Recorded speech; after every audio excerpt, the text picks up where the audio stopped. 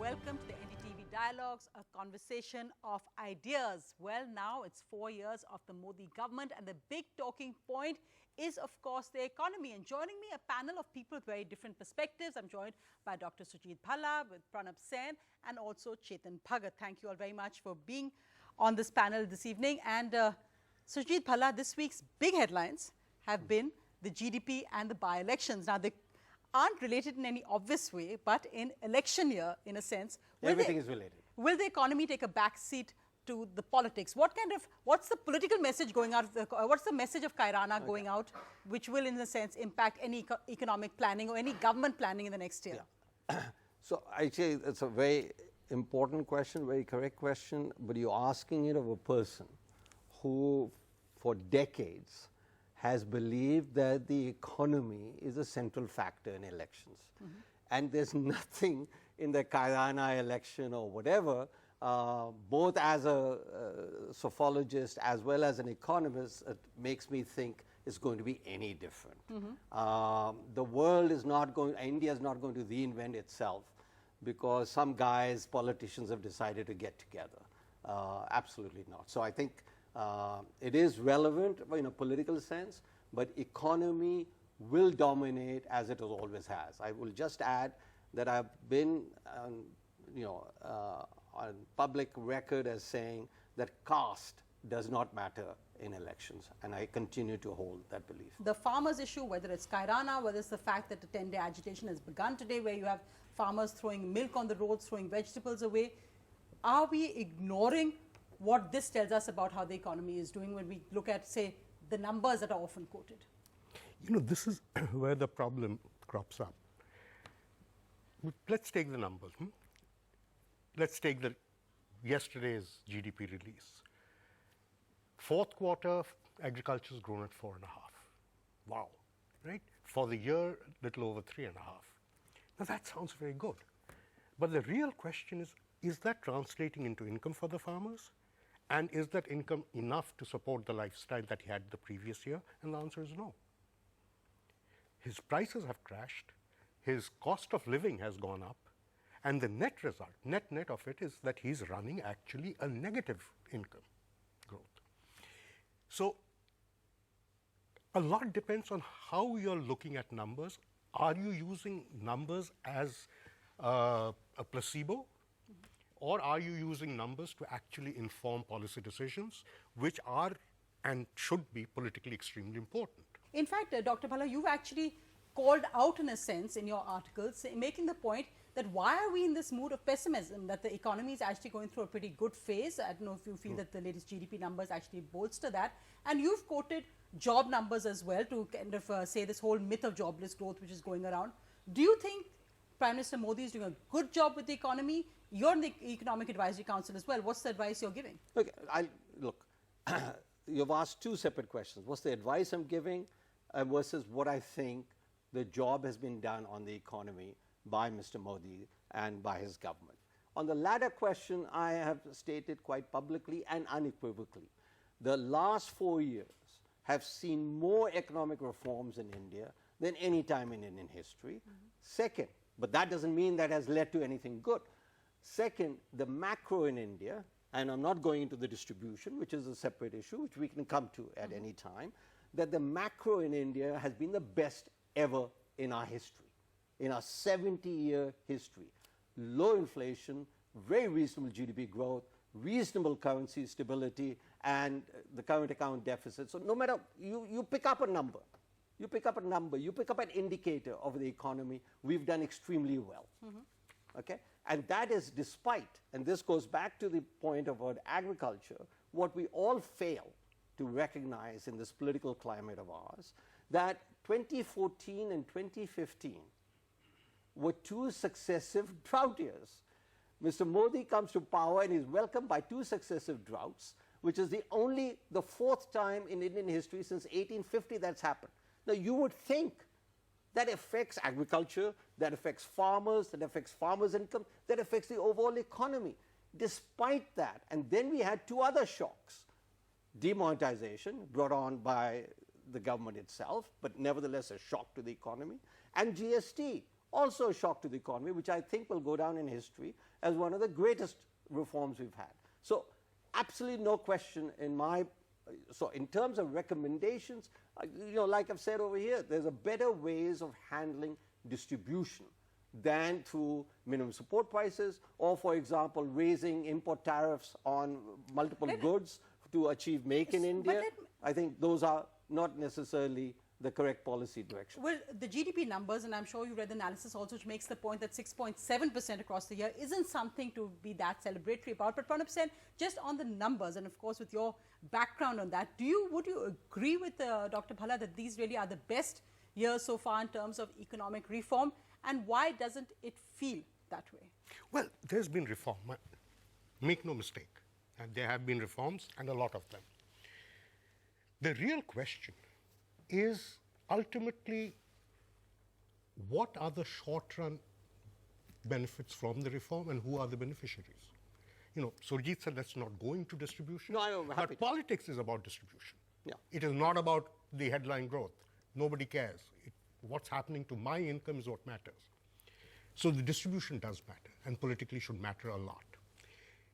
Let's look at this 6.7% growth. And it sounds very nice. But when you actually start drilling down, what you find is that it's essentially been driven by public expenditures, which I'm okay with.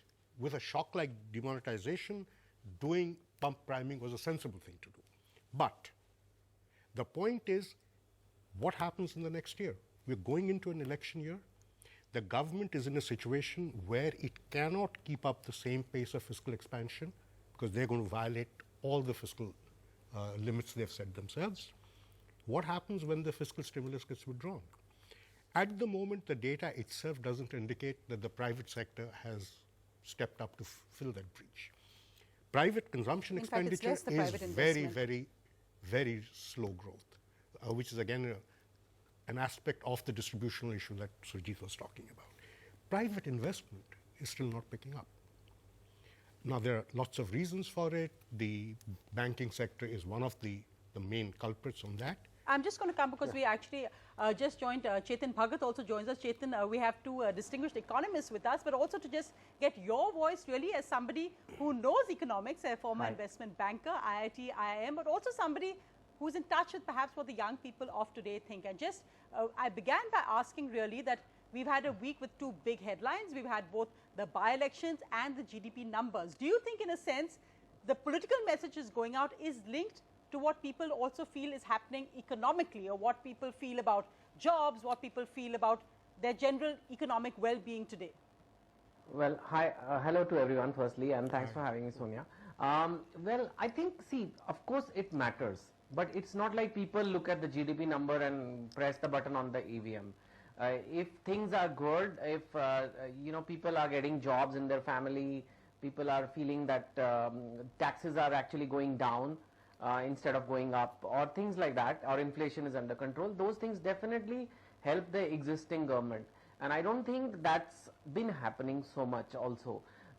Like one of the things which is making me curious always is if corruption is down so much, and corruption meant that Indian government loses so much money, then we must have so much extra money. So why are the taxes actually going up? In everything, the GST is way higher than the service tax rate. Even income tax relief wasn't given to middle class, which I think really upset people this budget. And in general, it's not an environment where money is being put into people's pockets, which I think a right-wing government or whatever it is, any government should have done. With that's what people expected, that per capita incomes and there'll be just more money in people's pockets, and that's not happened. And the link to that is that when the government found that that's not happening, they pressed the Hindutva agenda more, because it's Vikas and Hindutva, that's the combination of BJP. And I think when they felt that the Vikas message was not going through, for whatever reason, maybe it's just a perception thing or maybe it's genuine performance issue, they pressed the Hindutva button a bit too much. And that also led to what's happening at the by-elections, because it allowed the opposition to say, hey, we must tackle Hindutva, so let's all consolidate. So if you're linking bipoles to the economy, I think those are the linkages. In fact, Chetan, just to ask also, because yes, that was a theme in this by-election, Ganna versus Jinnah, and the farmers issue came up strongly in Western Uttar Pradesh where it's sugarcane. But again, sitting in Mumbai, we saw farmers really up and central when we saw that long march of farmers. As I speak again this weekend, farmers are beginning protest demonstrations at various mandis. Do you think that's an issue, and this that successive governments don't seem to have tackled, that when you have rural India of farmers coming out in distress, there's a larger, again, political issue which the economic policies don't seem to be addressing? Yeah, see, any good politician must, it's basic. I mean, any good politician, and I would say even in the entertainment industry, they say that you must have the pulse of the people. You must know what people want, and the smartest politicians do that. I mean, in 2014, BJP and Prime Minister Modi saw that there is an opportunity in corruption, anti-corruption agenda. There were street protests, and they kind of took that, they appropriated that message almost and came to power really well. But I think somewhere down the line they are losing touch at certain level with people, so that is one factor. And of course I think people would agree that the second factor is the opposition coming together. BJP in Advani mode, which is like more Hindutva, less development and less real issues mode, cannot win elections. Especially when the opposition comes together. That's been proven time and again. The number of people who subscribe to that are just not enough. So I think it's arithmetic which really upset the BJP this time, because the opposition figured out. And second is BJP's own appeal, of PM Modi's appeal, because they somehow maybe didn't have the ear to the ground this time as much. Arithmetic versus Prime Minister Modi's chemistry. If I can ask you, Professor Bhalla, because you've also talked about this before, this whole kind of, many would think that this Vikas plus Hindutva is an unbeatable combination for the BJP, but when you scale up one versus the other, and I think Chetan's interesting point that it may be perception or performance, but as you know, in politics, perception is often 99% of the battle. Do you think that is a real problem, that the BJP is not getting that balance right anymore? They may have got it right in 2014, but 2018's BJP is losing that, especially in Uttar Pradesh, where you do have Chief Minister known for his very hardline Hindutva. Look, there is no question that the Hindutva part of the balance has gone up.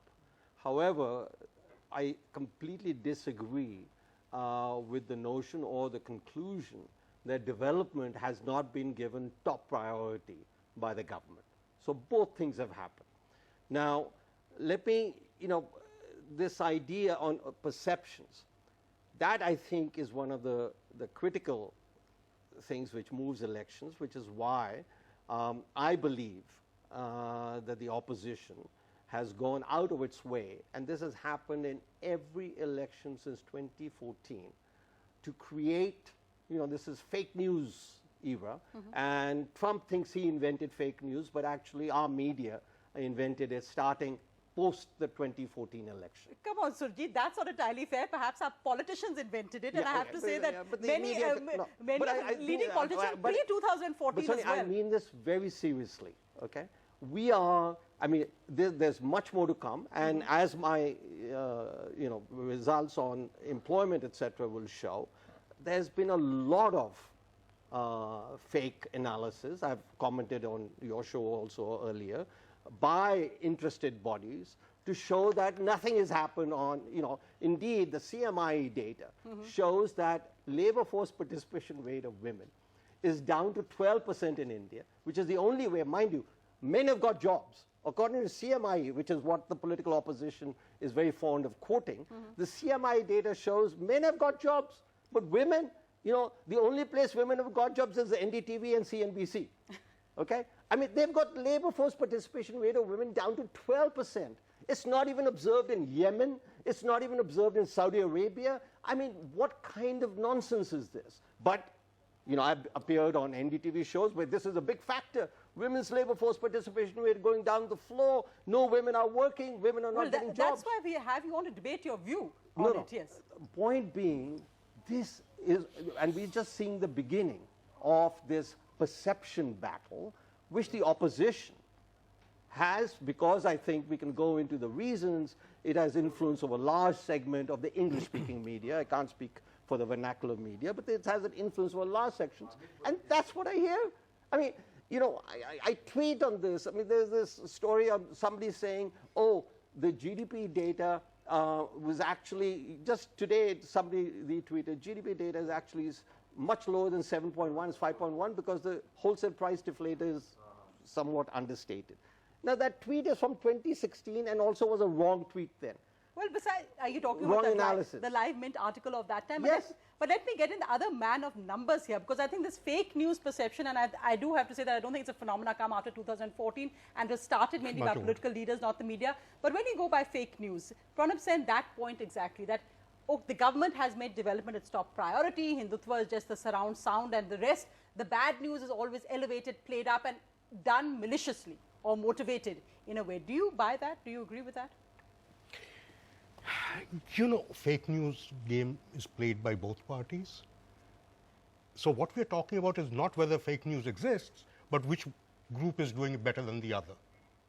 Are we saying that the pro-government fake news is less effective than the anti-government fake news? Perhaps. Who knows? That's what Surjit is saying. But you know, there's something which is very problematic. You disbelieve a data by saying, I don't believe this. But then you use precisely the same data to say, this data is saying something which is wonderful. Surjit has done this.